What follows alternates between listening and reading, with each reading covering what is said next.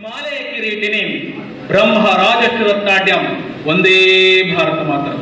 ಭಾರತಾಂಬೆಯ ಪಾದ ಕಮಲಗಳಿಗೆ ಪಡಮಡುತ್ತಾ ಅದೃಷ್ಟವೋ ಅಥವಾ ಸುದಿಯೋಗವೋ ಸದ್ ದಿನವೋ ಗೊತ್ತಿಲ್ಲ, ಇಂದು ನಾನು ಕಲಿತ ಶಾಲೆಯಲ್ಲಿ, ನಾನು ಓದಿದ ಶಾಲೆಯಲ್ಲಿ, ನಾನು ಓದಿದ ಕಾಲೇಜಿನಲ್ಲಿ ಮಾತನಾಡಲಿಕ್ಕೆ ಅವಕಾಶ ಸಿಕ್ಕಿರುವುದು. ಅದರಲ್ಲಿ ವಿಶೇಷವಾಗಿ ತುಂಬಾ ಚರಣ್ ಹೇಳ್ತಾ ಇದ್ದ, ಹಲವಾರು ಕಾರ್ಯಕ್ರಮಗಳನ್ನು ಕೊಟ್ಟಿದ್ದೀರ. PU ವಿದ್ಯಾರ್ಥಿಗಳಿಗೆ, ಕಾಲೇಜು ಇಂಜಿನಿಯರ್ ಕಾಲೇಜ್ ವಿದ್ಯಾರ್ಥಿಗಳಿಗೆ, ಎಲ್ಲ ಕಾಲೇಜಲ್ಲೂ ವಿದ್ಯಾರ್ಥಿಗಳಿಗೆ ಕಾಲೇಜ್ ಪಾಠಗಳನ್ನು ಕೊಟ್ಟಿದ್ದೆ, ಮೀನ್ಸ್ ಸ್ಪೀಚ್ ಅನ್ನು ಹೇಳಿದ್ದೆ. ಆದರೆ ಪ್ರಪ್ರಥಮವಾಗಿ ನಾನು ಓದಿದ ಈ ಒಂದು ಪಲ್ಲಾಗಟ್ಟಿ ಅಡೋಪ ಕಾಲೇಜಿನಲ್ಲಿ ಮಾತಾಡ್ತಿರೋದು ನನಗೆ ನಿಜವಾಗಿಯೂ ಕೂಡ ಆತ್ಮಾನಂದ ಅಂತ ಹೇಳ್ತಾ, ಅದರಲ್ಲೂ ವಿಶೇಷವಾಗಿ ಏನಪ್ಪಾ ಅಂದ್ರೆ ನನಗೆ ಫಸ್ಟ್ PUC ಇಂದ 3rd year ಡಿಗ್ರಿ ತನಕ ಬೋಧಿಸಿದಂತಹ ಶಿಕ್ಷಕರ ಮುಂದೆ ಮಾತಾಡ್ತಿರೋದು ಒಂದು ಹೆಮ್ಮೆಯ ಸಂಗತಿ ಅಂತ ಹೇಳ್ತಾ ನನ್ನ ಮಾತನ್ನ ಆರಂಭಿಸ್ತಾ ಇದ್ದೆ. ಏಕೆಂದ್ರೆ ನಾನು ಹೊಗಳಿಕೆಗೆ ಹೇಳ್ತಾ ಇಲ್ಲ, ದಯಮಾಡಿ ಕ್ಷಮಿಸಬೇಕು. ನನ್ನ ಹೈಸ್ಕೂಲ್ ಟೀಚರ್ಸ್ಗೆ 15 ದಿನಗಳ ತರಬೇತಿಯನ್ನು ನಾನೇ ಕೊಟ್ಟಿದ್ದೆ, ಖುಷಿಯಾಗಿತ್ತು. ನನ್ನ PU ಲೆಕ್ಚರರ್ಸ್ ಕೆಲವೊಬ್ಬರಿಗೆ ನಾನೇ ಒಂದು ವಾರದ ಕೌಶಲ್ಯ ತರಬೇತಿಯನ್ನು ಕೊಟ್ಟಿದ್ದೆ, ಆಗಲೂ ಕೂಡ ಖುಷಿಯಾಗಿತ್ತು. ಮೊಟ್ಟ ಮೊದಲ ಬಾರಿಗೆ ನನ್ನ ಪದವಿಯಲ್ಲಿ ಕಲಿಸಿದಂತಹ ಗುರುಗಳ ಎದುರಿಗೆ ಮಾತಾಡ್ತಿರೋದು ಮತ್ತೊಮ್ಮೆ ಹೆಮ್ಮೆ ಅಂತ ಹೇಳ್ತಾ, ಮೊದಲಿಗೆ ನಿಮ್ಮನ್ನೆಲ್ಲ ನೋಡಿದ್ರೆ ಒಂದು ತುಂಬಾನೇ ಖುಷಿಯಾಗುವಂತ ಸನ್ನಿವೇಶ. ಯಾಕೆಂದ್ರೆ ವಿಶೇಷವಾಗಿ ನನ್ನನ್ನು ಕರೆದಿರುವಂತ ದಿನ ಅದು ಯಾವತ್ತು ನಿಮ್ಗೆಲ್ಲರೂ ಗೊತ್ತಿದೆ. ಈ ಗೊತ್ತಿರುವಂತ ವಿಚಾರದಲ್ಲಿ ಕೆಲವೊಂದು ವಿಚಾರಗಳನ್ನ ನಮ್ಮ ಯುವಕರಿಗೆ ಹೇಳ್ತಾ ಇದೆ.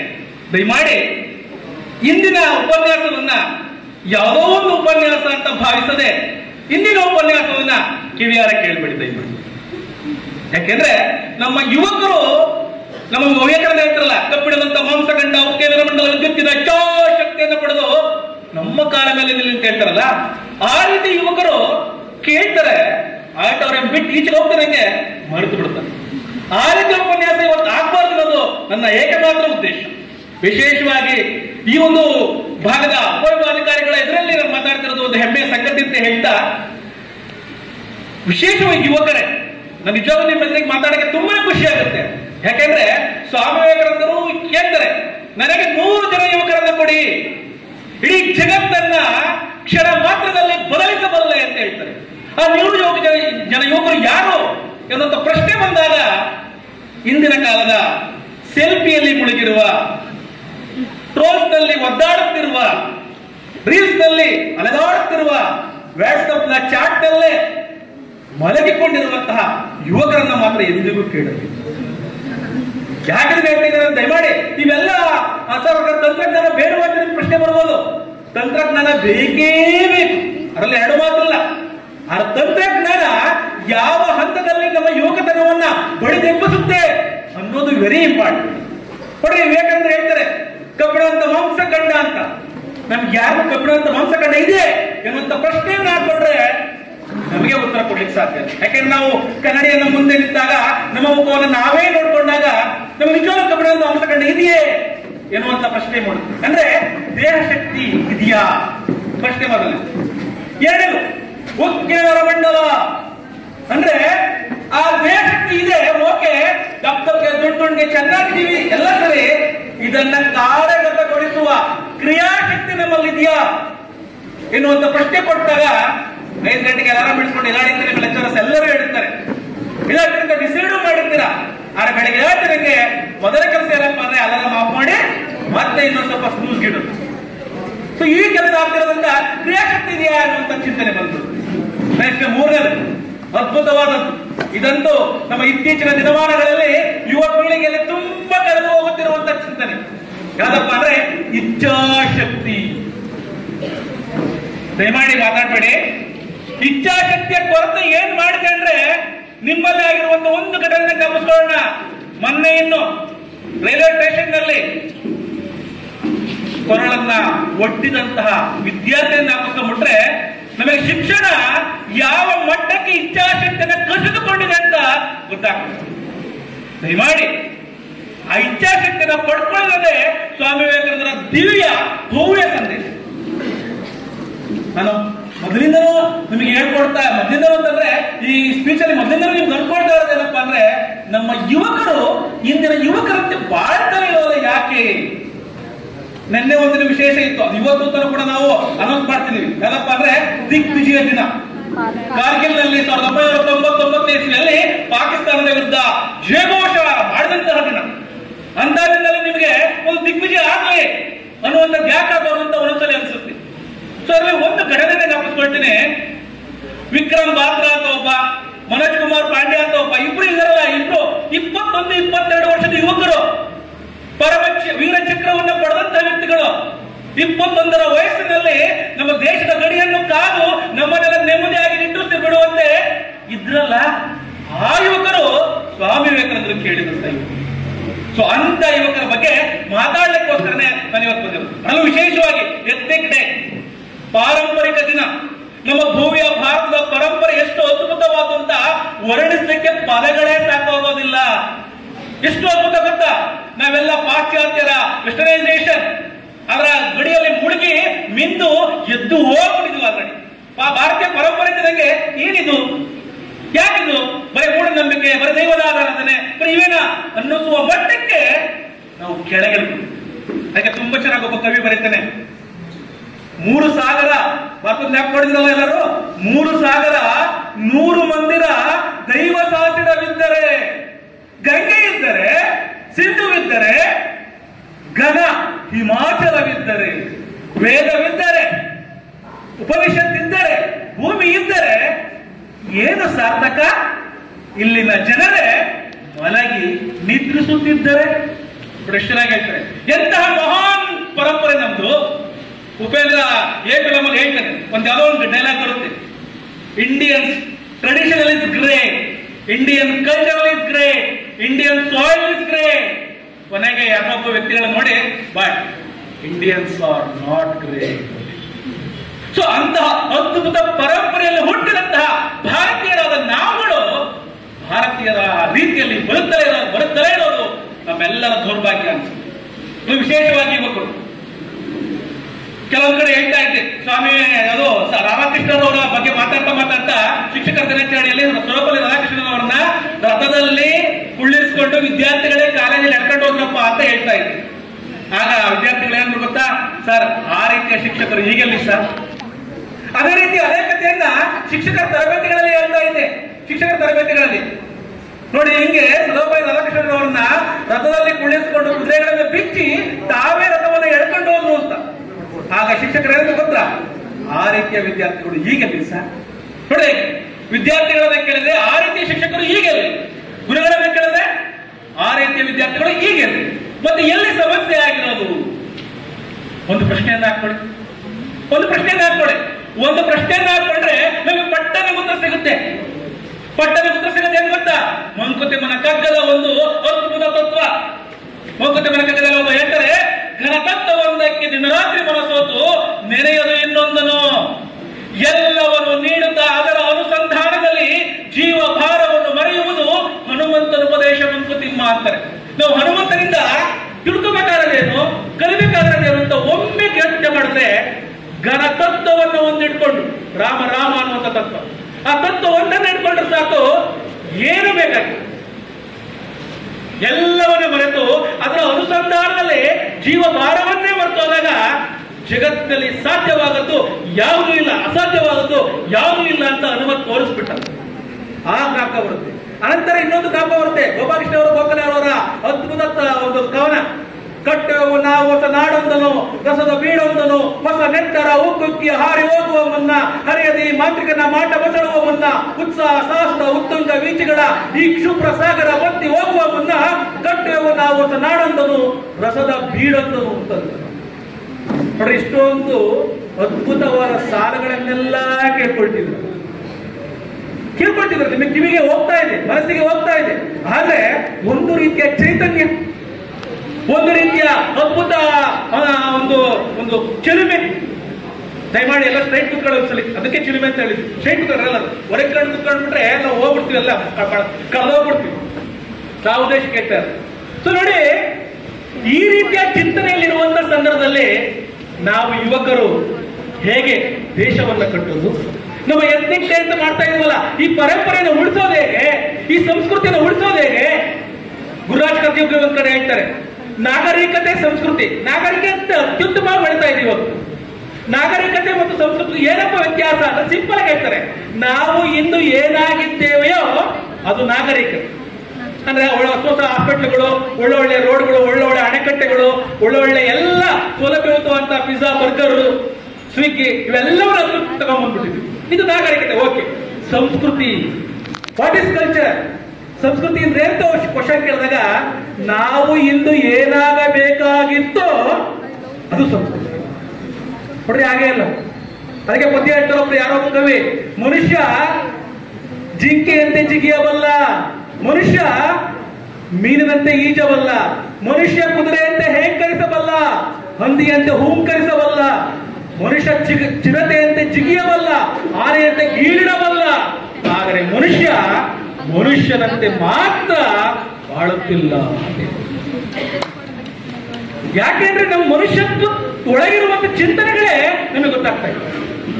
ಚಿಂತನೆಗಳೇ ಗೊತ್ತಾಗ್ತಾ ಇಲ್ಲ. ಗೊತ್ತಾಗಲಿದ್ದಾಗ ಎಲ್ಲಿಂದ ಬರ್ತದೆ? ಸೊ ದಯಮಾಡಿ ಇವತ್ತಿನ ದಿನದ ವಿಚಾರಗಳನ್ನ ನಿಮ್ಮ ಮನಸ್ಸಿಗೆ ಹಾಕೊಂಡು, ಚಿಂತನೆಗಳನ್ನು ಒಳಗೆ ಇಳಿಸ್ಕೊಂಡು, ಜೀವನದಲ್ಲಿ ಸ್ವಲ್ಪನಾದ್ರೂ ಏನಾದ್ರೂ ಬದಲಾವಣೆಗೆ ಇವತ್ತಿನ ದಾರಿ ಸಾಗುತ್ತ ಅನ್ನೋದನ್ನ ಯೋಚನೆ ಮಾಡ್ತಾ ಬರೋದು. ಮೊದಲಿಗೆ ಪರಂಪರೆ ಅಂತ ನಮಗೆ ಜ್ಞಾಪಕ ಬರೋದು ಏನಪ್ಪಾ ಅಂದ್ರೆ ಸ್ವಾಮಿ ವಿವೇಕಾನಂದ. ಸ್ವಾಮಿ ವಿವೇಕಾನಂದರನ್ನ ನಾವು ಯಾವ ಕಾರಣಕ್ಕೂ ಪರಂಪರೆಯನ್ನು ಬಿಟ್ಟು ಚಿಕ್ಕತರಂಗೆ, ಸಂಸ್ಕೃತಿಯನ್ನು ಬಿಟ್ಟು ತರಂಗೆ ಇಲ್ಲ. ಯಾಕೆಂದ್ರೆ ಸ್ವಾಮಿ ವಿವೇಕಾನಂದ ಅಂತಿದಂಗೆ ಕಣ್ಣಿಗೆ ಕಟ್ಟುವಂಥದ್ದೇ ಭಾರತೀಯ ಸಂಸ್ಕೃತಿ, ಕಣ್ಣಿಗೆ ಕಟ್ಟುವಂಥದ್ದೇ ಭಾರತೀಯ ಸಂಸ್ಕೃತಿ, ಭಾರತೀಯ ಪರಂಪರೆ. ಯಾಕೆಂದ್ರೆ ಆ ಮನುಷ್ಯನ ಬಳಿಯಲ್ಲಿ ಭಾರತೀಯ ಪರಂಪರೆಯ ಸರ್ವ ವ್ಯಾಖ್ಯಾನಗಳು ಕೂಡ ಅಡಗಿವೆ. ಕೇವಲ 1893ರಲ್ಲಿ ಹಾವಾಡಿಗರ ಅಸಂಸ್ಕೃತ ಅನಾಗರಿಕ ರಾಷ್ಟ್ರವಾಗಿತ್ತು. ಕೇವಲ 3.5 ನಿಮಿಷಗಳ 352 ಪದಗಳ ಭಾಷಣದಿಂದ ಜಗದ್ವಿಖ್ಯಾತನಾಗಿ ಭಾರತ ಮಾತೆಯನ್ನ ಕಾಳಿಯಂತೆ, ದುರ್ಗಿಯಂತೆ, ಚಂಡಿಯಂತೆ ಮೇಲಿರಿಸಿದ್ನಲ್ಲ, ಆ ವ್ಯಕ್ತಿಯ ತಿಳುವಳಿಕೆ ಇಲ್ಲದೆ ನಾವು ಪರಂಪರೆಯ ಬಗ್ಗೆ ಮಾತಾಡ್ಲಿಕ್ಕೆ ಸಾಧ್ಯನೇ ಇಲ್ಲ. ಯಾಕೆಂದ್ರೆ ಸ್ವಾಮಿ ವಿವೇಕಾನಂದ ಅಂತಿದಂಗೆ ಪರಂಪರೆ ಜ್ಞಾಪಕ ಬಂತು. ನೋಡಿ, ತುಂಬಾ ಜನ ಇನ್ನೂ ಕೂಡ ಆ ಕಡೆ ಈ ಕಡೆ ಒದ್ದಾಡ್ತಾ ಇದ್ದೀರಾ. ಯಾಕಂತ ಒದ್ದಾಡ್ತಿರೋದು? ನಮ್ಮ ಮನಸ್ಸನ್ನ ನಾವು ಒಂದು ಕಡೆ ಕೂರಿಸ್ಕೊಳ್ಳುವಷ್ಟು ಶಕ್ತಿ ಕೂಡ ನಮಗಿಲ್ಲ. ಅಷ್ಟೊಂದು ವೀಕ್ ಆಗ್ಬಿಟ್ಟಿದೀವಿ. ನಿಮ್ ಕೈಗೆ ಟಿವಿ ಕೊಟ್ಬಿಟ್ಟು ಚಾನಲ್ ಕೊಟ್ಬಿಟ್ರೆ ಒಂದು ಚಾನಲ್ ಅನ್ನ 10 ನಿಮಿಷ ನೋಡಲ್ಲ ನೀವು. ಕಾರಣ ಏನ್ ಗೊತ್ತಾ? ಪಟ ಪಟ ಪಟ ಪಟ ಪಟ ಚೇಂಜ್ ಆಗ್ತಿರುತ್ತೆ. ಯಾಕಂದ್ರೆ 1 ನಿಮಿಷ ನಿಮ್ಮ ಮನಸ್ಸನ್ನ ಸ್ಥಿಮಿತಗೊಳಿಸುವ ಶಕ್ತಿಯೇ ನಿಮಗಿಲ್ಲ. ಇದು ಸಮಸ್ಯೆ.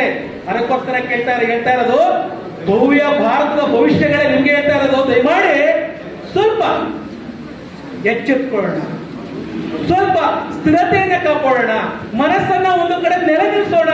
ಆಗ ನೋಡಿ, ನಿಮ್ಮ ಮುಂದೆ ಇರುವಂತಹ ಗುರುಗಳ ರೀತಿಯಲ್ಲಿ ಮಹಾನ್ ವ್ಯಕ್ತಿಗಳಾಗಿ ಬಿಡುತ್ತೆ. ಇಲ್ಲ ಅಂದ್ರೆ ಬಂದ ಪುಟ್ಟ ಓದ ಪುಟ್ಟ ಅಷ್ಟೇ. ದಯಮಾಡಿ ಇತಿಹಾಸದಲ್ಲಿ ಉಳಿಬೇಕು ಅಂದ್ರೆ ಇತಿಹಾಸವನ್ನು ಓದಿ. ಇತಿಹಾಸವನ್ನು ಓದಷ್ಟೇ ಅಲ್ಲ, ಇತಿಹಾಸವನ್ನು ಓದುವ ಜೊತೆಗೆ ನಾವು ಕೂಡ ಇತಿಹಾಸದಲ್ಲಿ ಮರಳು ಗಾಳಿನಲ್ಲಿಯೂ ಕೂಡ ನಾವಿಟ್ಟ ಹೆಜ್ಜೆ ಸಾವಿರಾರು ವರ್ಷಗಳ ಕಾಲ ನಿರಂತರವಾಗಿ ಇರುವಂತೆ ಇಡಬೇಕು. ಅದು ಇತಿಹಾಸದ ಹೆಜ್ಜೆ ಹೊರತು ಸುಮ್ಮನೆ ಒಂದು ಡ್ರೆಸ್ ಮಾಡೋದು, ಒಂದೆರಡು ಸೆಲ್ಫಿ ತಗೊಂಡು, ಒಂದು ಶಿರ ಉಟ್ಕೊಂಡು, ಒಂದಿಷ್ಟು ಪಂಚೆ ಶರ್ಟ್ ಹಾಕೊಂಡು ಮುಗಿತು ಅಂತಂತೆ ನಾವು ಹೊರಡೋದು, ಇದು ಸಾಧ್ಯವಾಗ್ತದೆ. ದಯಮಾಡಿ ಕೇಳ್ತಾ ಇರೋದಷ್ಟೇ. ನಿಮ್ಗೆ ಅನ್ನಿಸ್ಬೋದು, ಸಾಯ್ತು ಏನ್ ಸರ್ ಬರೇ ಭಾಷಣ ಮಾಡ್ರಿ, ಪ್ರೇರಣಾತ್ಮಕ ಮಾತಾಡ್ರಿ ಅಂತ ಬರೇ ಯುವಕರ ಬಗ್ಗೆ ನೆಗೆಟಿವ್ ಮಾತಾಡ್ತೀರಾ ಅಂತ. ದಯಮಾಡಿ ನೆಗೆಟಿವ್ ಮಾತಾಡ್ತಿಲ್ಲ. ನೀವೆಲ್ಲ ಪಾಸಿಟಿವ್ ಆಗೇ ಇರೋದು. ಆದ್ರೆ ನಿಮ್ಮ ಸುತ್ತಮುತ್ತಲ ಪರಿಸರ ಇದೆಯಲ್ಲ, ಅದು ನೆಗೆಟಿವ್ ಆಗಿ. ಈ ನೆಗೆಟಿವ್ ಆಗಿರುವ ಪರಿಸರವನ್ನ ಸ್ವಲ್ಪ ಪಾಸಿಟಿವ್ ಆಗಿ ಪರಿವರ್ತಿಸ್ಕೊಳ್ಳಿ ಅಂತ ಹೇಳ್ತಾ ಇರೋದಷ್ಟೇ. ಹೇಗ್ ಮಾಡೋದು? ಬಟ್ ಸಿಂಪಲ್ ಒಂದು ಎಕ್ಸಾಂಪಲ್ ಹೇಳ್ತಿ ಕೇಳಿಸ್ಕೊಳ್ರಿ. ಸ್ವಾಮಿ ವಿವೇಕಾನಂದರು ಲಂಡನ್ ನಲ್ಲಿ ಮಾತಾಡ್ತಾ ಇರ್ಬೇಕಾದ್ರೆ ನಮ್ಮ ನೋಡಿ ಇಲ್ಲಿ ಎಷ್ಟೋ ಜನ, ತುಂಬಾ ಜನ ಕೆಲವೊಬ್ರು ಮಾತಾಡ್ ಕೇಳ್ತಿಲ್ಲ, ಆ ಕಡೆ ಮಾತಾಡ್ತಾ ಇದಾರೆ, ಏನೋ ಮಾಡ್ತಾ ಇದಾರೆ. ಹಾಗೆ ಸ್ವಾಮಿ ವಿವೇಕಾನಂದರ ಭಾಷಣವನ್ನು ಮಾಡ್ಬೇಕಾದ್ರು 4-5 ಜನ ಹಿಂದೆ ಇದ್ರು. ಎಲ್ಲಾರ ಮಾಡಿ ಭಾಷಣವನ್ನ ಕೆಡಿಸ್ಬೇಕು, ಕಾಲೆಳಬೇಕು ಅಂತ ಒಬ್ಬ ಎದ್ದ, sir I have a doubt ಅಂತ ಒಬ್ಬ ಎದ್ಬಿಟ್ಟು ಇಂಗ್ಲಿಷ್ ಎಲ್ಲ ಮಾತಾಡ್ತಿದ್ದು. ಏನಪ್ಪಾ ಅಂತ ಸ್ವಾಮೀಜಿ ಸಿಂಪಲ್ ಒಂದು ಕ್ವಶನ್ ಇದೆ, ಆನ್ಸರ್ ಹೇಳಿ. ಏನು? What is a difference between Indian monk and monkey ಅಂತ.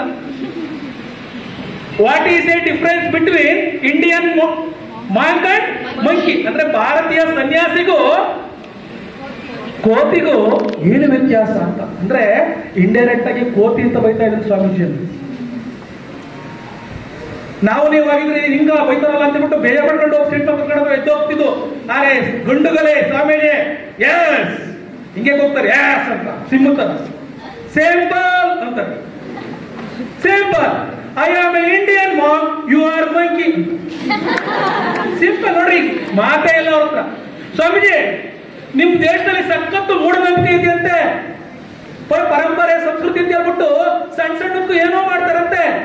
ಚಿಕ್ಕ ಚಿಕ್ಕ ಮಗುವಾಗಿದ್ದಾಗಲೇ ನೀರೊಳಗೆ ಇರ್ತಾರಂತಲ್ಲ, ನಿಜನಾ ಅಂತ ಒಬ್ಬ ಇದ್ದ, ಇನ್ನೊಬ್ಬ ಇದ್ದ ಕಾರಣಕ್ಕೆ ಇಲ್ಲ ಕಡಪ ಆಗಿಲ್ಲ, ಇಲ್ಲ ಇಲ್ಲ ಸ್ವಾಮೀಜಿ ನಾವು ಕೇಳಿದೀವಿ ಮಕ್ಕಳನ್ನೆಲ್ಲ ನೀರೊಳಗೆ ಇರ್ತಾರಂತೆ ಅಂತ. ಇವರು ಕೇಳಿ ಕೇಳಿ ಸಾಕಾಯ್ತು, ಯೋ ಅಂತ. ನನ್ನನ್ನು ಕೂಡ ನಮ್ಮಮ್ಮ ಹುಡ್ತಿದಂಗೆ ನೀರೊಳಗೆ ಎಸದ್ದು ಈಚ್ಕಂಡ್ ನೋಡಿ ಎಷ್ಟು ದೊಡ್ಡನಾಗಿದ್ದೀನಿ ಅಂದ್ರೆ ಸ್ವಾಮೀಜಿ ಭಾರತವನ್ನು ಒಂದು ಕ್ಷಣವೂ ಕೂಡ ಬಿಟ್ಕೊಡ್ತಿರಲಿಲ್ಲ. ಆ ರೀತಿ ಅದ್ಭುತ ವ್ಯಕ್ತಿತ್ವ. ಇನ್ನೊಬ್ಬಿದ್ದ, ಅಯ್ಯೋ ಇಷ್ಟೊಂದು ತಲೆ ತಿಂತಾರಲ್ಲ, ಕಡೆಯವ್ರು ಕಾಲ ಎಳೆಯಲೇಬೇಕು ಅಂತ ಹೇಳ್ಬಿಟ್ಟು ಇದ್ದ. ಸ್ವಾಮೀಜಿ, ನಾನು ಅವಾಗಲೂ ನೋಡ್ತಾ ಇದ್ದೀನಿ, ಭಾರತ ಭಾರತ ಭಾರತ ಅಂತ ಕೊಚ್ಕೊಳ್ತಿದ್ರಲ್ಲ. ಸ್ವಾಮೀಜಿ, ನೀವು ಕೋಟ್ ಹಾಕಿದ್ರಲ್ಲ, ಅದ್ಭುತವಾಗಿದೆ, ತುಂಬಾ ಚೆನ್ನಾಗಿದೆ. ಈ ಕೋಟ್ ಯಾವ ದೇಶ ಸ್ವಾಮೀಜಿ ಅಂತ. Yes, this one is USA ಅಂದ್ರೆ ಅಮೆರಿಕಾದು ಅಂತ. ಸ್ವಾಮೀಜಿ, ನೀವು ಪ್ಯಾಂಟ್ ಹಾಕಿದ್ರೆ ತುಂಬಾ ಚೆನ್ನಾಗಿದೆ, ಸೂಟಿಗೆ ಪ್ಯಾಂಟ್ ಹಾಕಿದ್ರೆ ತುಂಬಾ ಚೆನ್ನಾಗಿದೆ. ಈ ಪ್ಯಾಂಟ್ ಯಾವ ದೇಶ ಸ್ವಾಮೀಜಿ? ಇದು ಇಂಗ್ಲೆಂಡ್. ಸ್ವಾಮೀಜಿ, ನೀವು ಶರ್ಟ್ ಹಾಕಿದ್ರಲ್ಲ ಕೋಟ್ ಒಳಗೆ, ಅದು ತುಂಬಾ ಚೆನ್ನಾಗಿದೆ, ಇದ್ಯಾವ ದೇಶ ಸ್ವಾಮೀಜಿ ಅಂತ. ಆಗ ಫ್ರಾನ್ಸ್ ಗಂಟಿನಾಗೆ ಎದ್ಬಿಟ್ಟು ಹೇಳ್ದ, ಸ್ವಾಮೀಜಿ ಅವಾಲಿಂದ ಭಾರತ ಭಾರತ ಭಾರತ ಭಾರತ ಅಂತ ಕೊಚ್ಕೊಳ್ತಿದ್ರಲ್ಲ, ಮಾತಲ್ಲ ಭಾರತ, ದೇಹದಲ್ಲ ಬರೀ ವಿದೇಶಿ ಬಟ್ಟೆನಾ ಅಂದ್. ನಾವು ನೀವಾಗಿದ್ರೆ ಹೌದಲ್ವಾ, ನಾನು ಹಿಂಗ್ ಬಟ್ಟೆ ಹಾಕಿ ನೋಡಿದ್ದ ಹೊಡೋಗ್ಬಿಡಿವು. ಸ್ವಾಮೀಜಿ ಅಂತ ಗೊತ್ತಾ? ಎಸ್ ಅಂದ್ಬಿಟ್ಟೆ ಅಂತ ಗೊತ್ತಾ? ಯಾವ ದೇಶ ನಿಂದು ಅಂತ. ನಮ್ದು ಅಮೆರಿಕ ಸ್ವಾಮೀಜಿ ಅಂದ. ಅಮೆರಿಕಾದ ಶೂ, ಅವ್ರು ಶೂ ಹಾಕಿರ್ತಾರೆ, ಅದನ್ನ ಬಿಟ್ಟೆ. ನಿನ್ನ ದೇಶದ ವಸ್ತುವನ್ನ ನನ್ನ ಕಾಲಲ್ಲಿ ಮೆಡ್ಕೊಂಡಿದ್ದೀನಿ ನೋಡು, ಶೂ ಅನ್ನ. ನಿನ್ನ ಇನ್ನೊಬ್ಬ ಕೇಳಿರೋ, ನಿನ್ನ ದೇಶ ಯಾವುದು? ಇಂಗ್ಲೆಂಡ್. ನಿನ್ನ ದೇಶದ ವಸ್ತುವನ್ನ ನನ್ನ ಸೊಂಟದಿಂದ ಕೆಳಗೆ ಹಾಕೊಂಡಿದ್ದೀನಿ ನೋಡು. ಇನ್ನೊಬ್ಬ ಇಂಡಿಯನ್ ಕ್ಲಾತ್, ನೀನ್ ನನ್ನ ದೇಶದ ಬಟ್ಟೆ ನೋಡ್ಬೇಕಾ? ಸಿ ಹಿಯರ್ ಅಂದು. ಎಲ್ಲಿ? ಪೇಟ. ಹೇಳಿದ್ರೆ ಅಂತ ಹೇಳೋದಂತ, ನನ್ನ ದೇಶದ ಬಟ್ಟೆ ತಲೆಯಿಂದ ಮೇಲಿರುತ್ತದೆ ಹೊರತು ತಲೆಯಿಂದ ಕೆಳಗಿಳಿಯುವುದೇ ಇಲ್ಲ. ಇದು ಭಾರತ, ಇದು ಚಿಂತನೆ, ಇದು ನಮ್ಮ ಭಾರತದ ಬಗ್ಗೆ, ನಮ್ಮ ಬಗ್ಗೆ ನಾವು ಹೆಮ್ಮೆಯಿಂದ ಎದಟ್ಟಿ ಹೇಳಬೇಕಾದಂತ ಸಂಗತಿ.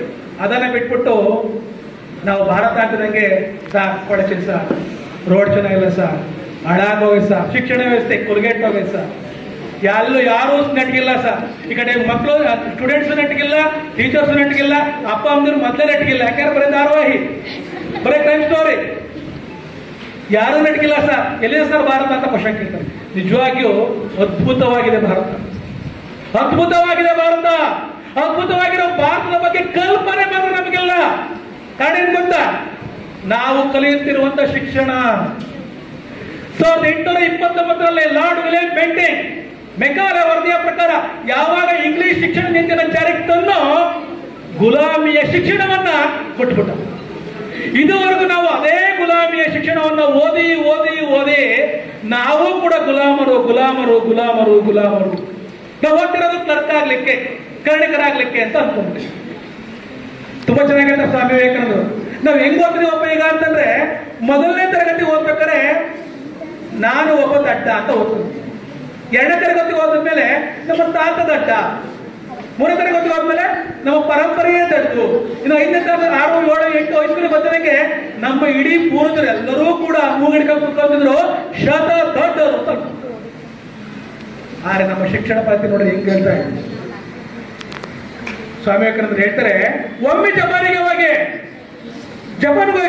ನೋಡಿ ರಾಷ್ಟ್ರ ಪ್ರೇಮವನ್ನ. ಯಾರು ಒಬ್ಬ ಮಗುವನ್ನು ಕೇಳಿ, 6 ವರ್ಷದ ಒಬ್ಬ ಮಗುವನ್ನು ಕೇಳಿ, ನಿನಗೆ ಅತ್ಯುತ್ತಮ ಉತ್ತಮವಾದ ಇಷ್ಟ ದೈವ ಯಾವುದು ಕೇಳಿದ್ರೆ ಹುಡುಗ ಹೇಳ್ತಾನೆ ಬುದ್ಧ, ಭಗವಾನ್ ಬುದ್ಧ ಅಂತಾನೆ. ಅವನಿಗೆ ಮತ್ತೆ ಕ್ವಶನ್ ಹಾಕಿ, ಅಲ್ಲಪ್ಪ ಬುದ್ಧ ಸಖತ್ ಇಷ್ಟ ನಿಂಗೆ? ಹೌದು ಸರ್ ಇಷ್ಟ. ತುಂಬಾ ಇಷ್ಟನಾ? ಹೌದು ಸರ್ ಇಷ್ಟ. ಅದೇ ಬುದ್ಧ, ತುಂಬಾ ಇಷ್ಟಪಡುವಂತ ಬುದ್ಧ, ಪೂಜಿಸುವಂತ ಬುದ್ಧ, ಕತ್ತಿ ಹಿಡ್ಕೊಂಡು ಗುರಾಣಿ ಹಿಡ್ಕೊಂಡು ನಿನ್ನ ಜಪಾನಿನ ಮೇಲೆ ದಾಳಿಗೆ ಬಂದರೆ ಏನ್ ಮಾಡ್ತೀವಿ ಅಂತ ಕೇಳಿದ್ರೆ, ಕ್ಷಣ ಮಾತ್ರವೂ ಯೋಚಿಸಲ್ಲ. ಏನಂತ ಗೊತ್ತಾ? ಬುದ್ಧ ಆದ್ರೆ ಏನಂತ ಸರ್, ಅವ್ರ ಅಪ್ಪ ಬರ್ಲೆ ಕೋಚ್ ಬೀಸಾಕ್ತೀನಿ ನೋಡ್ರಿ. 2 ನಿಮಿಷದ ಹಿಂದೆ ಏನ್ ಹೇಳಿದ್ದ, 2 ನಿಮಿಷದ ನಂತರ ಏನ್ ಹೇಳಿದ್ದ. ಇದು ಭಾರತೀಯ ಯಾವ್ದಾರ ವ್ಯಕ್ತಿಗೆ ಬರುತ್ತಾ ಬಾಯಿಗೆ? ಬರಕ್ ಸಾಧ್ಯನೇ ಇಲ್ಲ. ಕಾರಣ ಏನಪ್ಪ ಅಂದ್ರೆ, ನಾವು ಕಲಿತಂತ ಶಿಕ್ಷಣ, ನನ್ನ ದೇಶ ಕನಿಷ್ಠವಾಗಿದೆ, ನನ್ನ ದೇಶ ಕೆಳಮಟ್ಟದಲ್ಲಿದೆ, ನನ್ನ ದೇಶ ತಳಪಾಯದಲ್ಲಿದೆ. ಇದೇ ನಾವು ಕಲಿತೆ. ಸುಮ್ಮನೆ ಒಂದು ಮಾಹಿತಿಗೋಸ್ಕರ ನೀವು ಇಟ್ಕೊಳ್ಳಿ. ಜಗತ್ತಿನಲ್ಲಿ ಅತ್ಯಂತ ಹೆಚ್ಚು ಇಂಜಿನ್ಗಳನ್ನು ಉತ್ಪಾದಿಸಿ ಗಿನ್ನಿಸ್ ರೆಕಾರ್ಡ್ ಮಾಡಿರುವಂತಹ ಏಕೈಕ ರಾಷ್ಟ್ರ ಯಾವುದು? ಭಾರತ. ಜೋರಾಗಿ ಹೇಳಿ. ಭಾರತ. ಜಗತ್ತಿನಲ್ಲಿ ಅತ್ಯಂತ ಹೆಚ್ಚು MBBS ಡಾಕ್ಟರ್ಗಳನ್ನು ಉತ್ಪಾದಿಸಿ ಬೇರೆ ಬೇರೆ ದೇಶಗಳಿಗೆ ರಫ್ತು ಮಾಡುತ್ತಿರುವಂತಹ ಏಕೈಕ ರಾಷ್ಟ್ರ ಭಾರತ. ಜಗತ್ತಿನ ಅತ್ಯಂತ ಕಡಿಮೆ ಖರ್ಚಿನಲ್ಲಿ ಮಂಗಳಯಾನವನ್ನು ಪೂರೈಸಿ 5 ಉಪಗ್ರಹಗಳನ್ನು ಏಕಕಾಲದಲ್ಲಿ ಕ್ರಯೋಜನಿಕ್ ಇಂಜಿನ್ಗಳ ಮೂಲಕ ಬಾಹ್ಯಾಕಾಶಕ್ಕೆ ಬಿಡುತ್ತಿರುವ ಏಕೈಕ ರಾಷ್ಟ್ರ ಭಾರತ. ಅತಿ ಹೆಚ್ಚು ಭತ್ತ ಉತ್ಪಾದಿಸುವ ರಾಷ್ಟ್ರ ಭಾರತ. ಅತಿ ಹೆಚ್ಚು ಹಾಲು ಉತ್ಪಾದಿಸುವ ರಾಷ್ಟ್ರ ಭಾರತ. ಅತಿ ಹೆಚ್ಚು ಗೋಧಿ ಉತ್ಪಾದಿಸುವ ರಾಷ್ಟ್ರ ಭಾರತ. ಅತಿ ಹೆಚ್ಚು ಚಿನ್ನದ ಉಡುಗೊರೆಗಳನ್ನು ಹೆಗಲ ಮೇಲೆ ಹಾಕಿಕೊಂಡು ಓಡಾಡುವ ಹೆಂಗಸರನ್ನು ಹೊಂದಿರುವ ರಾಷ್ಟ್ರ ಭಾರತ. ಇಷ್ಟೊಂದು ಅದ್ಭುತ ಭಾರತ ಇರಬೇಕಾದ್ರೆ ಭಾರತವನ್ನು ನಾವು ಹೇಳ್ತಿದೀವಿ ಕನಿಷ್ಠ ಅಂತಿದೀವಲ್ಲ, ಎಲ್ಲಿ ಮುಟ್ತೀವಿ ನೋಡ್ರಿ. ಹಾಗಾದ್ರೆ ಜ್ವರಗೊಂದ್ಸಲಿ ಭಾರತಕ್ಕೆ ಹೋಗ್ಬೋದಾ? ಕಾರ್ಗಿಲ್ ವಿಜಯ ದಿವಸ ಆಗಿರೋದ್ರಿಂದ ಬೋಲೋ ಭಾರತ್ ಮಾತಾ ಕಿ ಜೈ. ಭಾರತ ಮಾತೆ ಕೂದನ್ನ ಹೇಗೆ ಹಾಕ್ಬೇಕು ಅಂತ ಸ್ವಾಮಿ ವಿವೇಕಾನಂದರು ಹೇಳ್ತಾರೆ. ಪಿಜ್ಜಾ, ಬರ್ಗರ್, ನೂಡಲ್ಸ್ ತಿನ್ನುವ ಕುರಿಗಳಂತೆ ನರಿಗಳಂತೆ ಕುಗ್ಬೇಡಿ, ರೊಟ್ಟಿ ತಿನ್ನುವ ಮುದ್ದೆ ತಿನ್ನುವ ಸಿಂಹದಂತೆ ಹುಲಿಯಂತೆ ಗರ್ಜಿಸಿ ಅಂತ ಹೇಳ್ಬೋದಾ? ಹೇಳ್ಬೋದಾ? ಬೋಲೋ ಭಾರತ್ ಮಾತಾ ಕಿ ಜೈ. ದೂರ ಕಡೆಯಿಂದ ಬರ್ತಾ ಇದೆ, ಈ ಕಡೆ ಯಾಕೆ ಬರ್ತಿಲ್ಲ? ಇನ್ನೊಂದ್ಸಲಿ ಬೋಲೋ ಭಾರತ್ ಮಾತಾ ಕಿ ಜೈ. ಹತ್ತೋಡು ಕಡೆ ಚೆನ್ನಾಗಿ ಯಾಕೋ ಯುವಕರು ಅಂತ ಹೇಳ್ತಿರೋದ್ರಿಂದ ಒಟ್ಟು ನಮಗೆ ಕೈ ಬಿಟ್ಬಿಟ್ಟವ್ರೆ ಅಂತ ಇವ್ರಿಗೆ ಅನ್ಸ್ಕೊಂಡು ಕೈ ಬಿಟ್ಟಿದೀವ? ದಯಮಾಡಿ ಯುವಕರು ಅನ್ನೋ ಪದ ಕೇವಲ ಪುಲ್ಲಿಂಗ ಅಂತ ತಿಳ್ಕೋಬೇಡಿ. ಯೂತ್ಸ್ ಅಂದ್ರೆ ಏನು? ಎಷ್ಟು ವರ್ಷಕ್ಕೆ ಯೂತ್ಸ್ ಅಂದ್ರೆ ನಿಮ್ ಪ್ರಕಾರ ಎಷ್ಟು ವರ್ಷ? 15ರಿಂದ 20, 15ರಿಂದ 30, 15ರಿಂದ 40, ಯಾವುದು? ನನ್ನ ಪ್ರಕಾರ 0 ಇಂದ. ಯಾಕೆ ಅಂತ ಹೇಳ್ತೀನಿ ಕೇಳಿಸ್ಕೊಂಡು. ನಮ್ಮಲ್ಲಿ 21 ವರ್ಷ ಹುಡುಗನ ಯಾರು ಕರೀರಿ, ಕಲ್ಬಿಟ್ಟು ನಿಲ್ಲಿಸಿ ಮುಂದೆ ನಿಲ್ಸ್ಬಿಟ್ಟು ಏನ್ ಮಾಡಕ್ ಕೊಟ್ಟಿದ್ಯಪ್ಪ ಅಂದ್ರೆ, ಏನೋ ಸರ್ ಕಾಲೇಜ್ಗೂ ಹೋಯ್ತಾ ಇದ್ದೀನಿ ಸರ್, ನೋಡೋಣ ಸರ್ BA ಪಾಸ್ ಆದ್ರೆ ಮುಂದಕ್ಕೆ ನೋಡ್ತೀನಿ ಸರ್. ಅವ್ನ ಆಗ ಸತ್ತೋಗ್ಬಿಟ್ಟು ಒಂದೇ ಯಾಕೆ ಹೋಗಂತ ಇನ್ನೊಬ್ಬ ಕಡೆ ಕಲ್ಬಿಟ್ಟು ಬಾರ ಸ್ಪೀಚ್ ಮಾಡ್ಬೇಡ ಅಂದ್ರೆ, ಸರ್ ಈಗ ಸರ್ ಹೇಳೋದು 15 ದಿವಸ ಮುಂಚೆ ಹೇಳ್ಬೇಕು ಸರ್, ನೀವು ಸ್ಪೀಚ್ ಮಾಡಕ್ಕೊಂಡ್ರೆ ಈಗ ಬಿಟ್ರೆ ಮಾಡ್ಬಿಡ್ತೀನ ಅಂದ್ರೆ 5 ನಿಮಿಷ ಮಾತಾಡುವ ಶಕ್ತಿ ಇಲ್ಲ ಅನ್ನೋದನ್ನ ಯುವಕ ಅಂತ ಕರಿಬೋದಾಗುತ್ತೆ. ಕ್ವಶನ್ ನೀವೇ ಸರಿ.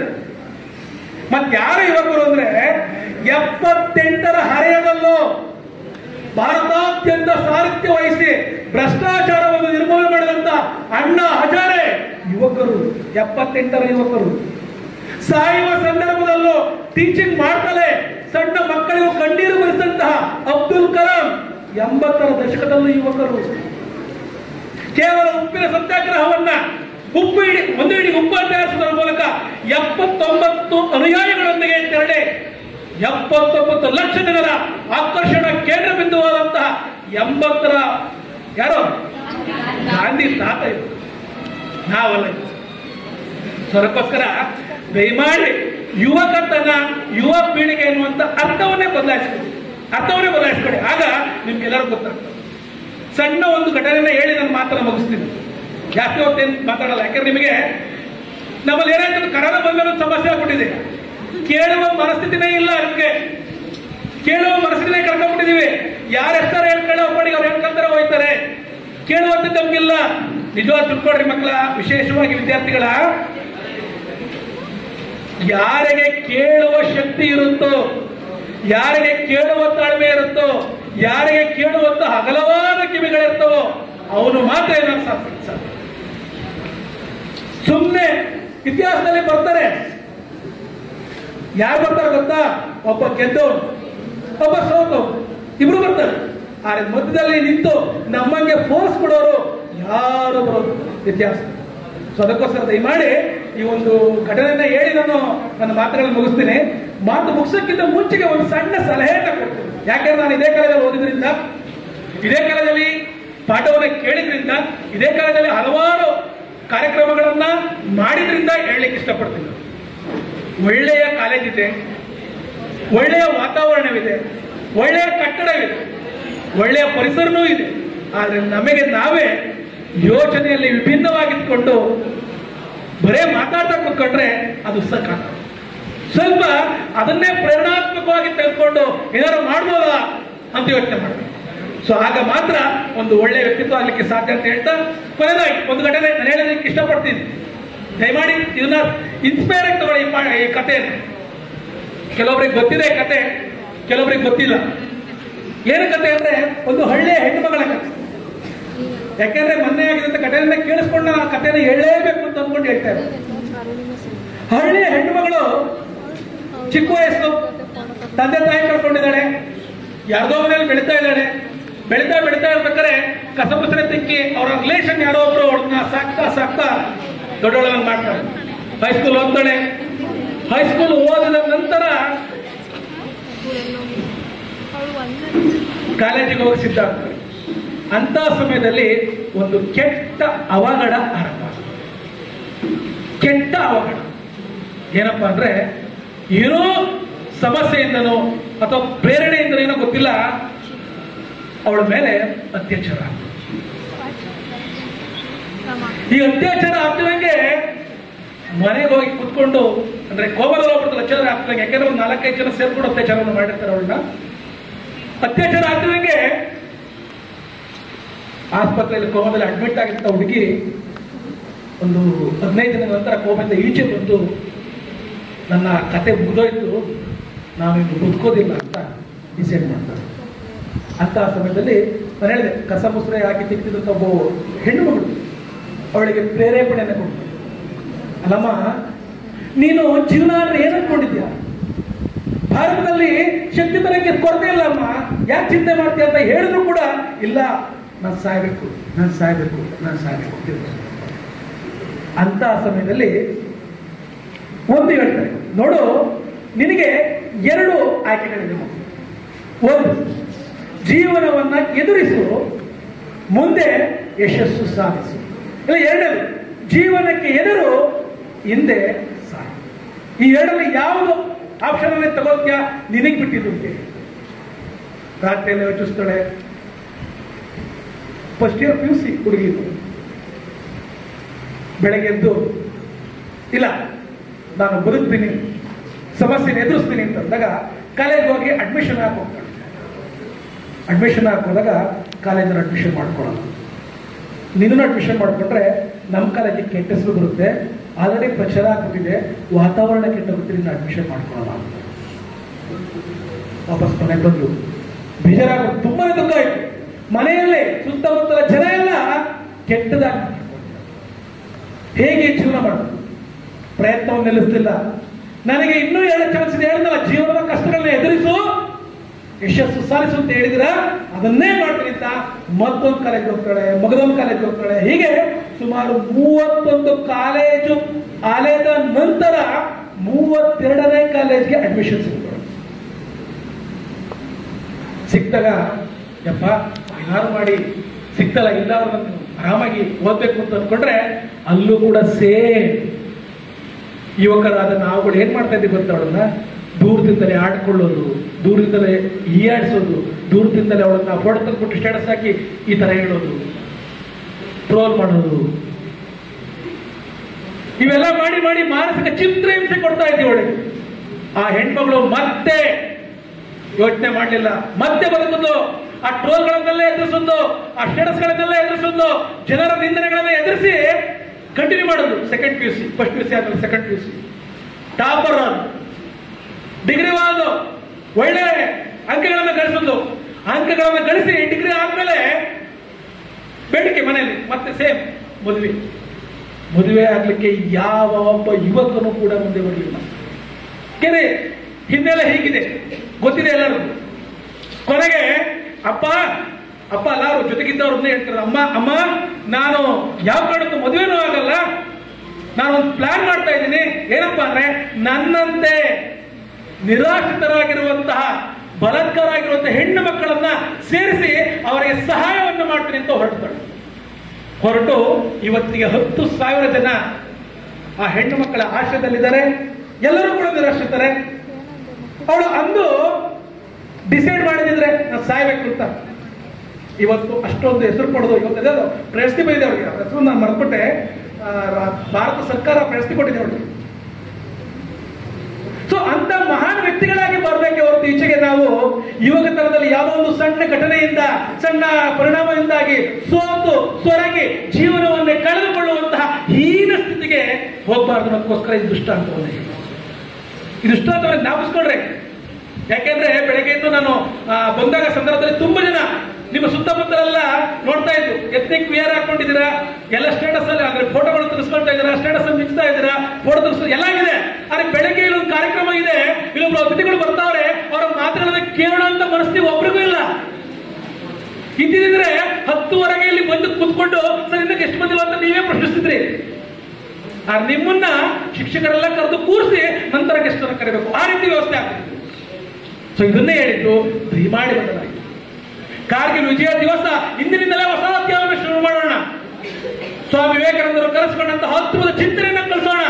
ಭಗತ್ ಸಿಂಗ್ ನಮಸ್ಕೊಳ್ಳಿ ಒಂದ್ಸಲ 21 ವರ್ಷದ ಯುವಕ ಇಡೀ ಜಗತ್ತಿಗೆ ಮಾದರಿಯಾಗಿ ಇವತ್ತು ಕ್ರಾಂತಿಕಾರಿಗಳಲ್ಲಿ ಅತ್ಯುತ್ತಮ ವ್ಯಕ್ತಿಯಾದ ಚಂದ್ರಶೇಖರ್ ಆಜಾದ್ 16 ವರ್ಷದಲ್ಲೇ ಚಳಿಯೇಟುಗಳನ್ನು ತಿಂದು ಜಗತ್ತಿಗೆ ಮೀಸಿನ ತಿರುವಿ ಬ್ರಿಟಿಷರಿಗೆ ಚಳಿಯೇಟು ತಿನ್ನಿಸುತ್ತಿದ್ದ ಅಂತ ಯುವಕತನ ಬೇಕು.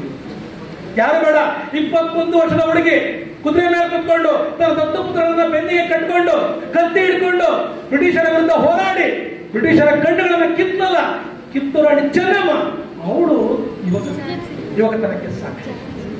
ಅದನ್ನ ಬಿಟ್ಟು ನಾವು ಕೇವಲ ಕನ್ನಡಿ ಮುಂದೆನೆ 2 ಗಂಟೆ ವೇಸ್ಟ್ ಮಾಡಿ, ಸೆಲ್ಫಿ ಮುಂದೆ ಇನ್ನೊಂದು ಅರ್ಧ ಗಂಟೆ ವೇಸ್ಟ್ ಮಾಡಿ ಎತ್ತಿಟ್ಟೆ ಮುಗಿಸ್ತಿದೀವಲ್ಲ, ನಾವು ಯಾವ ಯುವಕತನಕ್ಕೆ ಸಾಕ್ಷಿ ಅನ್ನೋದನ್ನ ಒಮ್ಮೆ ಯೋಚನೆ ಮಾಡಿ. ಯಾವ್ದು ಬೇಡ, ಒಮ್ಮೆ ಯೋಚನೆ ಮಾಡಿ. ನಾನೊಂದ್ಸಲಿ ಉಡಿಯಾರ್ ಕೆಂಕೆರೆ ಜೂನಿಯರ್ ಕಾಲೇಜಲ್ಲಿ ಕ್ವಶನ್ ಕೇಳ್ತಿದ್ದೆ, ಯಾರು ನಿಮ್ ಫೇವರೇಟ್ ಹೀರೋ, ಯಾರು ನಿಮ್ ಫೇವರೇಟ್ ಹೀರೋ ಅಂತ ಹೇಳಲೇಬೇಕು ನಿಮ್ಗೆ. ಒಬ್ಬ ಹುಡುಗಿ ಎಂದು ಯಾರಮ್ಮ ಫೇವರೇಟ್ ಹೀರೋ ಅಂತ ಕೇಳಿದ್ಕೆ ಅವಳು ಹೇಳಿದ್ರು ಗೊತ್ತಾ, ಸರ್ ಸಲ್ಮಾನ್ ಖಾನ್. ಯಾರು ಫೇವರೇಟ್ ಹೀರೋ? ಸಲ್ಮಾನ್. ನಾನು ಅದಕ್ಕೆ ಯಾಕಮ್ಮ ಫೇವರೇಟ್ ಹೀರೋ ಅಂತ ಕೇಳಿದ್ಕೆ, ಸರ್ ನೀವು ದಬಾಂಗ್ 3 ಫಿಲ್ಮ್ ನೋಡಿದ್ರ ಸರ್ ಅಂತ. ನನಗೆ ಎಷ್ಟಮ್ಮ ನೋಡಿದ್ದೀನಿ, ನಾನು ನೋಡಿದ್ದೀನಿ, ಯಾಕಂದ್ರೆ ಫಿಲಮ್ ನೋಡ್ತೀನಿ, ನಾನು ನೋಡಿದ್ದೀನಿ ಕಣಮ್ಮ ಅಂತ. ಸರ್ ದಬಾಂಗ್ 3 ಫಿಲಮ್ ಅಲ್ಲಿ ಸಲ್ಮಾನ್ ಖಾನ್ ಸರ್ 7 ಅಂತಸ್ತಿನ ಬಿಲ್ಡಿಂಗ್ ಮೇಲೆ ಅಲ್ಲಿಂದ ಕೆಳಗೆ ತೆಗಿತಾನೆ ಸರ್, ಅವ್ನ ಪ್ಯಾಂಟ್ ಕೂಡ ಅರ್ಧೋಗಲ್ಲ ಸರ್. ಅದಕ್ಕೋಸ್ಕರ ಅವರೇ ಸರ್ ನನ್ನ ಫೇವರೇಟ್ ಹೀರೋ ಅಂದು ಕಾಲೇಜಿನ ಹುಡುಗಿ. ನನಗನ್ಸಿದ್ದು ಏನ್ ಗೊತ್ತಾ, ಅಲ್ಲ ಪ್ಯಾಂಟ್ ಅರ್ಧೋಗಲ್ಲ ಅಂದ್ರೆ ಹೀರೋ ಯಾರ? ಪ್ಯಾಂಟ್ ಮಾಡೋದಂತ ಟೈಲರ್ ಹೀರೋ ಆಗಬೇಕು, ಸಲ್ಮಾನ್ ಖಾನ್ ಯಾಕೆ ಹೀರೋ ಆದ ಅಂತ ಕ್ವಶನ್. ಸೊ ಓಕೆ ನೋಡಿ, ನಮಗೆ ಹೀರೋ ಅನ್ನೋ ಕಲ್ಪನೆ ಏನ್ ಗೊತ್ತಾ, ಯಾವ ವ್ಯಕ್ತಿ ದುಡ್ಡಿಸ್ಕೊಂಡು ನಟನೆ ಮಾಡ್ತಾನೋ ಅವನು ಹೀರೋ. ಆ ನಿಜವಾಗ್ಲೂ ನಟನೆ ಮಾಡಲ್ವಲ್ಲ, ಯಾರ ವ್ಯಕ್ತಿಗಳು ನಟನೆ ಮಾಡಲ್ಲ. ಯಾರು ತನಗಾಗಿ ಎಲ್ಲ ದೇಶಕ್ಕೋಸ್ಕರ ಪ್ರತಿದಿನ ಯೋಚನೆ ಮಾಡ್ತಿರ್ತಾರೋ, ಯಾರು ತನಗಾಗಿ ಎಲ್ಲ ಸಮಾಜಕ್ಕೋಸ್ಕರ ಪ್ರತಿದಿನ ದುಡಿತಾ ಇರ್ತಾರೋ, ಯಾರು ತನಗಾಗಿ ಎಲ್ಲ ಪರರಿಗೋಸ್ಕರ ಪ್ರತಿದಿನ ಜೀವನವನ್ನ ತೇಯ್ತಾ ಇದ್ದಾರೋ ಅವರು ನಿಜವಾದ ಹೀರೋಗಳು. ಅವರನ್ನೇ ಹೀರೋ ಮಾಡ್ಕೋಬೇಕು ಹೊರತು ನಾವು ಇಂತಹ ಸಣ್ಣ ಪುಟ್ಟ ಚಿಂತನೆಗಳನ್ನ ಹೀರೋ ಮಾಡ್ಕೊಂಡ್ರೆ ಎಲ್ಲಿಂದ ವ್ಯತ್ಯಾಸ ಆಗುತ್ತೆ ಹೇಳಿ. ಸೊ ದಯಮಾಡಿ ಹೀರೋ ಮಾಡ್ಕೋಬೇಕಾದ್ರೆ ಇವತ್ತಿನ ಎತ್ನಿಕ್ ಡೇಯಲ್ಲಿ ಇವತ್ತಿನ ಬದಲಾಗೋಣ. ಸ್ವಲ್ಪ ಯಾವ್ದೋ ಒಬ್ಬ ಹೆಸರು ಬೇಡ, ನಾನು ಯಾವ್ದೋ ಒಬ್ಬ ಹೀರೋನ ಎಷ್ಟಂದ್ರೆ ಹೇಳ್ಬಿಡ, ರಾಕಿಂಗ್ ಸ್ಟಾರ್ ಹೆಸರನ್ನೇ ಹೇಳ್ಬಿಡ. ಯಾಕೆಂದ್ರೆ ನಾವು ಬರೋವರೆಗೂ ಮಾತ್ರ ನನ್ನ ಹವಾಲ ಬಂದ್ಮೇಲೆ ಬೇರೆ ಹೋಗ್ತಾರಲ್ಲ, ಅಲ್ಲಿ ಉಲ್ಟೆ ಹೇಳ್ತಿರೋದು ನಾನು. ನಾವು ಬರೋವರೆಗೂ ಮಾತ್ರ ಬೇರೆ ಹವಾಲ ಬಂದ್ಮೇಲೆ ನಂದೇ ಹವಾ ಅಂತಾರಲ್ಲ, ಅಂತ ವ್ಯಕ್ತಿಗಳನ್ನ ಪೂಜೆ ಮಾಡೋ ಬದಲಿಗೆ ಇಂಥ ವ್ಯಕ್ತಿಗಳು ಭಗತ್ ಸಿಂಗ್, ಚಂದ್ರಶೇಖರ್ ಆಜಾದ್, ಸ್ವಾಮಿ ವಿವೇಕಾನಂದರು, ಸುಭಾಷ್ ಚಂದ್ರ ಬೋಸ್, ಗಾಂಧೀಜಿ, ಅಬ್ದುಲ್ ಕಲಾಂ ನಂಬಿಸ್ಕೊಡ್ರಿ. ಇವರೆಲ್ಲ ಒಂದ್ಸಲಿ ಉದ್ಗಡೆ ಹೀರೋಗಳು ಮಾಡ್ಕೊಂಡ್ರೆ ನಮ್ಮ ಜೀವನವೇ ಬದಲಾಗುತ್ತೆ, ನಮ್ಮ ಎತ್ನಿಕ್ ಡೇಗೆ ಅರ್ಥಪೂರ್ಣವಾದ ಅರ್ಥ ಬರುತ್ತೆ. ಆಗ ಮಾತ್ರ ಅರ್ಥ ಅಂತ ಹೇಳ್ತಾ ನನ್ನ ಇಲ್ಲಿ ಕರೆದು ಮಾತಾಡಲಿಕ್ಕೆ ಅವಕಾಶ ಮಾಡಿಕೊಟ್ಟಂತಹ ಎಲ್ಲ ವಿದ್ಯಾರ್ಥಿಗಳಿಗೆ ನಿಮ್ಗೆ ವಿಶೇಷವಾಗಿ ನನಗೆ ಇಲ್ಲಿ ಪಾಠ ಮಾಡಿದಂತ CMS ಸರ್, ಲೋಕೇಶ್ವರ್ ಸರ್ ಇದ್ದಾರೆ, ಆಮೇಲೆ ಧನಂಜಯ ಸರ್ ಇದ್ದಾರೆ, ಮತ್ತು ಸತೀಶ್ ಚಂದ್ರ ಸರ್ ಇದ್ದಾರೆ, ವಿಜಯಕುಮಾರಿ ಮೇಡಮ್ ಇದ್ದಾರೆ. ಸೊ ಎಲ್ಲ ಗುರುಗಳೊಂದಿಗೆ ನನ್ನ ಮೊದಲು ಮಾತುಗಳನ್ನು ಆಡಲಿಕ್ಕೆ ಅವಕಾಶ ಮಾಡಿಕೊಟ್ಟಂತಹ ಕಾಲೇಜಿನ ಸಿಬ್ಬಂದಿ ವರ್ಗಕ್ಕೆ ಮತ್ತು ಎಲ್ಲ ಶಿಕ್ಷಕರ ವೃಂದಕ್ಕೆ, ಕಾಲೇಜಿನ ಬೋಧಕೇತರ ವೃಂದಕ್ಕೆ ಮತ್ತು ವಿಶೇಷವಾಗಿ ಉಪಾಧ್ಯಕ್ಷರಾಗಿರುವಂತಹ ದೀಪಕ್ ಸರ್ ಅವರಿಗೆ ಎಲ್ಲರಿಗೂ ಕೂಡ ಧನ್ಯವಾದಗಳನ್ನು ಅರ್ಪಿಸ್ತಾ, ಕೊನೆಯದಾಗಿ ಒಂದು ಕೊನೆ ಅಂತಲೇ ಇದ್ರೆ ಸರ್, ನೀವು ಮುಗಿಸೋ ಸರ್ ಅಂತ ನಿಮ್ಮಲ್ಲಿ ಕೆಲವೊಬ್ಬರಿಗೆ ಬರ್ತಾ ಇದೆ. ಒಂದೇ ಒಂದು ಮಾತ್ರ ಹೇಳಲಿಕ್ಕೆ ಇಷ್ಟಪಡ್ತೀನಿ. ಏನಪ್ಪ ಅಂದ್ರೆ, ಸ್ವಾಮಿ ವಿವೇಕಾನಂದರು ಲಂಡನ್ ಅಲ್ಲಿ ಒಂದು ಸ್ಪೀಚ್ ಮಾಡ್ತಾರೆ. ಆ ಸ್ಪೀಚ್ ಹೆಸರು ಭಾರತ ಅಂತ. ಸ್ಪೀಚ್ ಹೆಸರು ಏನೇ ಭಾರತ ಅದು ಹೇಳ್ತಾರೆ. ಅವ್ರು ಟೈಮ್ ಕೊಟ್ಟಿರ್ತಾರೆ ಫ್ಯೂಚರ್, ನೋಡಪ್ಪ ನಿನಗೆ ಅರ್ಧ ಗಂಟೆ ಮಾತ್ರ ಟೈಮ್ ಭಾರತದ ಬಗ್ಗೆ ಮಾತಾಡ್ಲಿಕ್ಕೆ ಅಂತ ಕೊಟ್ಟಿರ್ತಾರೆ. ಅವಾಗ ಶಿಶು ಕನ್ನಡ ಅಂತ ಸ್ವಾಮಿ ವಿವೇಕಾನಂದರು ಅರ್ಧ ಗಂಟೆ ಆದ್ಮೇಲೆ ಬೆಲ್ಲೋಡಿಯಪ್ಪ ಅಂತ ಹೇಳಿದ್ರು. ಇವರು ಭಾರತ ಸ್ಟಾರ್ಟ್ ಮಾಡ್ರು, ಮೈ ಇಂಡಿಯಾ, ನನ್ನ ಭಾರತ ಅಂತ ಸ್ಟಾರ್ಟ್ ಮಾಡಿರೋ ಅರ್ಧ ಗಂಟೆ ಆಯ್ತು. ಅವ್ರು ಬೆಲ್ಲೋಡ್ದ, ಇವ್ರಿಗೆ ಕೇಳಿಸ್ತೇನೆ, ಇವ್ರಿಗೆ ಕೇಳಿಸೋದಿರ್ಲಿ, ಅಲ್ಲಿ ಕೂತಿರೋರು ಕೇಳಿಸ್ತಾರೆ. 1 ಗಂಟೆ ಆಯ್ತು 2 ಬೆಲ್ ಹೊಡೆದ, 1.5 ಗಂಟೆ ಆಯ್ತು 3 ಬೆಲ್ ಹೊಡೆದ, 2 ಗಂಟೆ ಆಯ್ತು 4 ಬೆಲ್ ಹೊಡೆದ, 2.5 ಗಂಟೆ ಆಯ್ತು 5 ಬೆಲ್ ಹೊಡೆದ, 3 ಗಂಟೆ ಆಯ್ತು 6 ಬೆಲ್ ಹೊಡೆದ. ಇವ್ರಿಗೆ ಕೇಳಿಸ್ತಾನೆ ಇಲ್ಲ, ಭಾರತದ ಬಗ್ಗೆ ಮಾತಾಡ್ತಾನೆ ಇದ್ದಾರೆ, ಭಾರತ ಭಾರತ ಭಾರತ ಅಂತಲೇ ಇದ್ದಾರೆ. ಕೊನೆಗೆ ಇವ್ರಿಗೆ ಅನ್ನಿಸ್ತಾರೆ, ಕೆರ್ಕೊಂಡ್ಬಿಟ್ಟು ಹಿಂಗ್ ನೋಡ್ತಾರೆ, ಅವ್ನು ಹಿಂಗಂತವ್ನೆ 6 ಅಂತ ಏನು ಅಂತವ್ರೆ. ಸ್ವಾಮೀಜಿ 6 ಬೆಲ್ ಹೊಡೆದಿರಿ ಅಂತಾನೆ. ಅಯ್ಯೋ 3 ಗಂಟೆ ಆಯ್ತಾನೋ, ಭಾರತದ ಬಗ್ಗೆ ಇನ್ನು ಇಂಟ್ರೊಡಕ್ಷನ್ ಹಾಕಿಲ್ವಲ್ಲ ಅಂತಾರೆ. ಸೊ ಅಂದ್ರೆ ನಾನ್ ನಿಮಗೆ ನಿಜವಾಗ್ಲೂ ಕೂಡ ಯುವಕತರ ಬಗ್ಗೆ ಇಂಟ್ರೊಡಕ್ಷನ್ ಹಾಕಿಲ್ಲ, ಆದ್ರೆ ನಿಮ್ಮ ಮಾತಿನ ರಿವೈಸ್ ಅಂತ ಗೊತ್ತಾ, ಪ್ರತಿ ಕ್ಷಣಗಳನ್ನ ಜ್ಞಾಪಿಸ್ಕೊಂಡು ನನ್ನ ಮಾತಿಗೆ ಇಲ್ಲಿಗೆ ಅಲ್ಪ ಕೊಡ್ತೀನಿ. ದಯಮಾಡಿ ಸ್ವಾಮಿ ವಿವೇಕಾನಂದರ ಕನಸನ್ನ ನೋಡ್ರಿ, ಹೆಂಗ ಕಬ್ಬಿಣದ ಹೊಸ್ಕೊಂಡ್ರೆ ಹೆಂಗ್ ಗೊತ್ತಾ, ಅದೋ ನೋಡು ಗುಡ್ಡ ಅಂದ್ರೆ ಗುಡ್ಡ ಇವಾಗಲೇ ಪೀಸ್ ಮಾಡ್ಬೇಕನ್ನೋ ಶಕ್ತಿ ಇರ್ಬೇಕು. ಆ ರೀತಿಯ ಕಬ್ಬಿಣದಂತಹ ಮಾಂಸಖಂಡವನ್ನ, ಜ್ಞಾನಶಕ್ತಿಯನ್ನ, ಮುಖ್ಯ ನರಗೊಂಡಲ್ಲ ಕ್ರಿಯಾಶಕ್ತಿಯನ್ನ, ಆಮೇಲೆ ವಿದ್ಯುತ್ತಿನ ಇಚ್ಛಾಶಕ್ತಿ ಮೀನ್ಸ್ ಆತ್ಮಬಲವನ್ನು ಹೆಚ್ಚಿಸ್ಕೊಡ್ರಿ ಅಂತ ಹೇಳ್ತಾ ನನ್ನ ಕರೆದಲ್ಲಿ ಗೌರವಿಸಲಿಕ್ಕೆ ಅವಕಾಶ ಮಾಡಿಕೊಡುತ್ತೆ ಎಲ್ಲರಿಗೂ ಹೊಂದಿಸಿ, ವಿಶೇಷವಾಗಿ ಚರಣ್ ನನ್ನ ಕರೆಸಿದ್ದಾರೆ, ಅವನಿಗೆ ಹೊಂದಿಸಿ ನನ್ನ ಮಾತುಗಳನ್ನು ಮುಗಿಸ್ತಾ ಇದ್ದೀನಿ. ಜೈ ಹಿಂದ್.